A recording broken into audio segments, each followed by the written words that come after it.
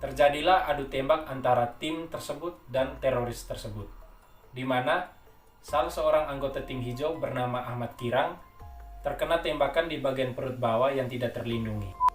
Halo saudara semua, terima kasih sudah mengklik video ini.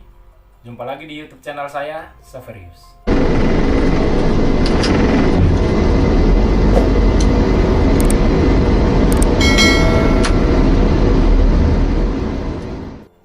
Jadi saudara semua, di dalam video kali ini saya ingin menceritakan tentang peristiwa pembajakan pesawat Garuda Indonesia Flight 206 atau yang lebih dikenal dengan peristiwa Woyla.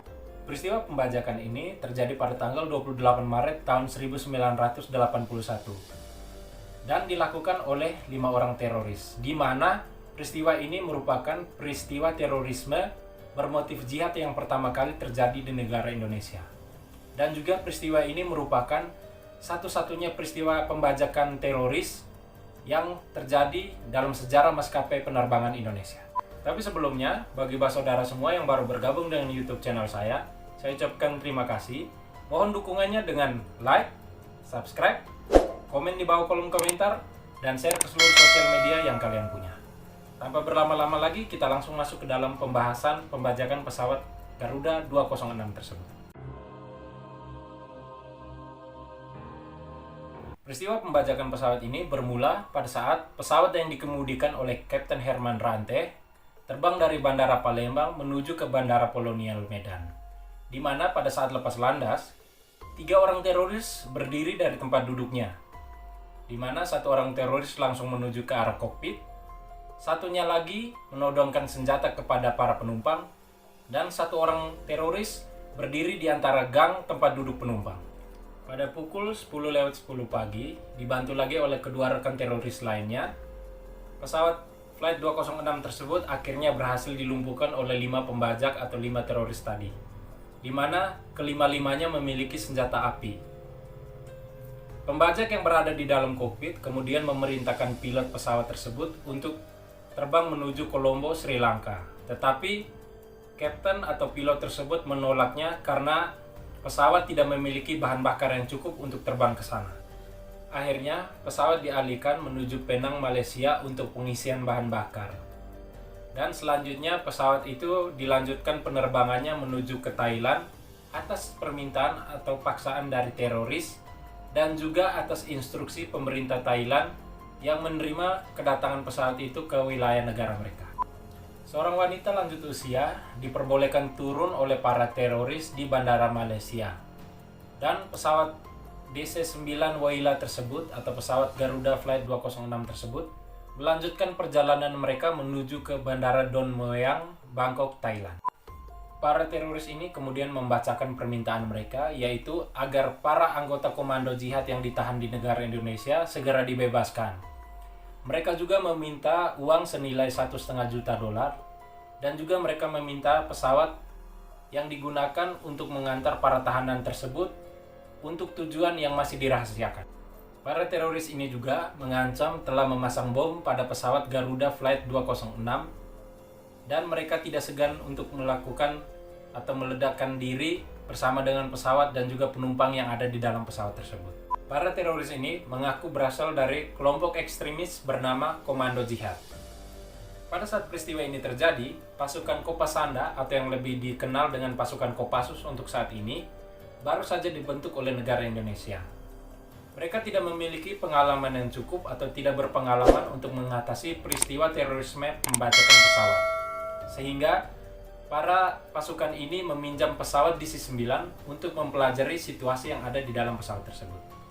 Drama pembajakan pesawat Garuda Flight 206 ini terjadi selama 4 hari di Bandara Don Mueang, Bangkok, Thailand, dan berakhir pada tanggal 31 Maret tahun 1981 di mana dilakukan serbuan kilat oleh grup 1 para komando yang dipimpin oleh Letnan Kolonel Infanteri Sintong Panjaitan.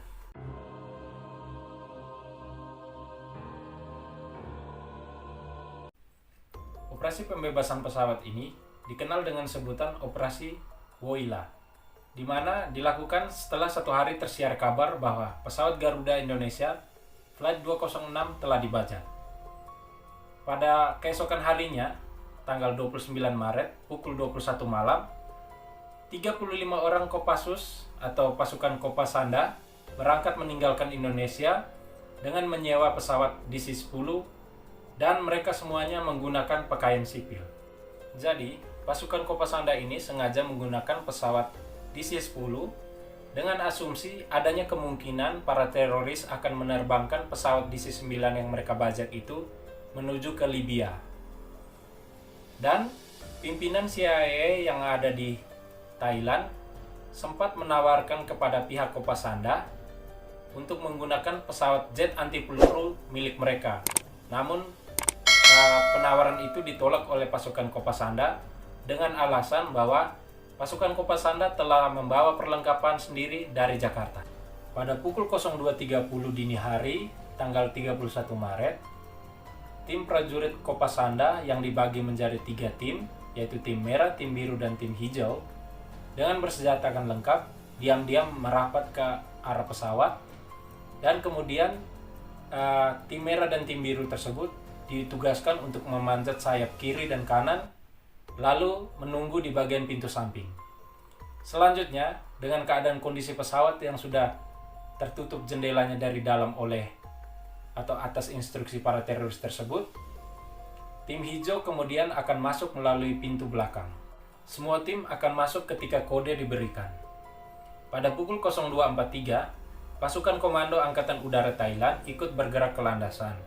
Mereka berjaga di landasan dengan tujuan agar para teroris tidak lolos atau tidak kabur keluar dari pesawat dan meninggalkan bandara tersebut.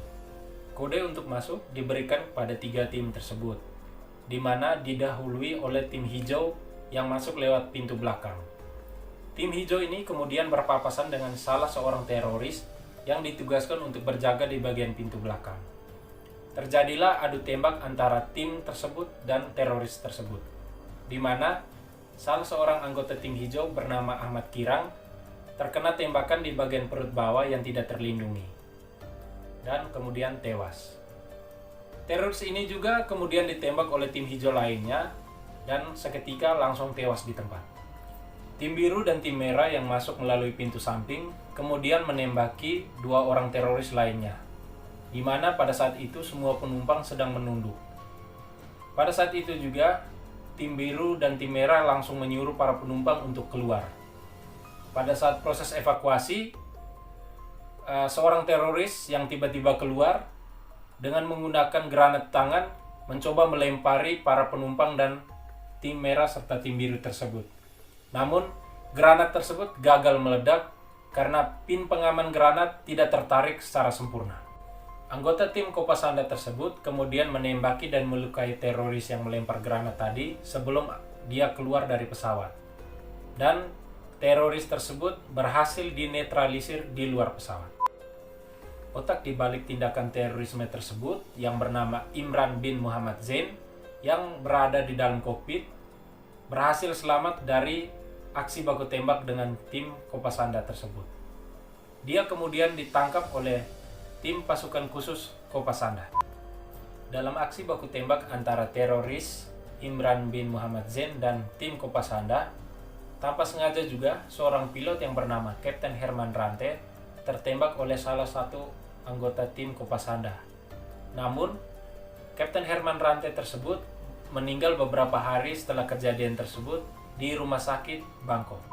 Kedua korban yang meninggal pada peristiwa terorisme tersebut kemudian dimakamkan di Taman Makam Pahlawan Kalibata, dan seluruh anggota Kopasanda di bawah pimpinan Letnan Kolonel Infanteri Sintong Panjaitan diberikan bintang sakti dan dinaikkan pangkatnya 1 tingkat lebih tinggi, kecuali Ahmad Kirang yang dinaikkan pangkatnya 2 tingkat lebih tinggi secara anumerta.